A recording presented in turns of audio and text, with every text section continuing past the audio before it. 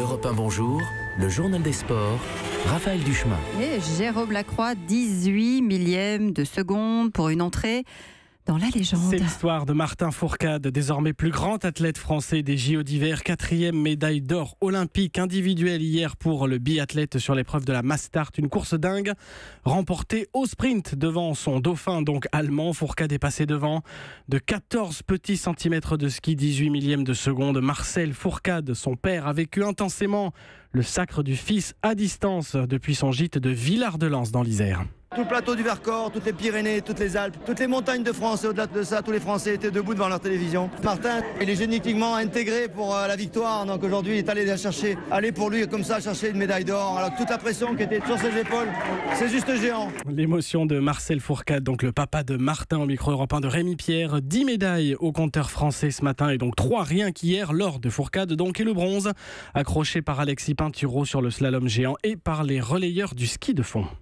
Les patineurs français, eux, restent dans le coup. Eh oui, ils sont deuxièmes à l'issue du programme court de danse sur glace qui s'est tenu cette nuit. Gabriela Papadakis et Guillaume Cizeron, grands prétendants alors, à moins de 2 points de leurs grands rivaux canadiens qui, eux, sont en tête programme libre.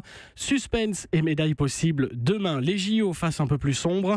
Le skieur Mathieu Fèvre, renvoyé en France pour raison disciplinaire, 7e d'un slalom géant hier, où les Bleus ont très bien figuré, 4 dans le top 7. Il a déclaré: si vous saviez ce que j'en ai à faire du tir groupe et collectif, je suis là pour ma pomme. Et puis un possible cas de dopage d'un athlète de la Russie, nation exclue des Jeux justement pour dopage. Mais certains ont pu concourir sous bannière neutre olympique, c'est en curling. Il faut toutefois attendre des résultats d'analyse complémentaires. Le mot sport du jour. Distancés, ils sont distancés les footballeurs lyonnais dans la course à la 2e place de la Ligue 1. Ils en sont à 7 points ce matin, ils sont 4e après un nul 2 partout hier à Lille.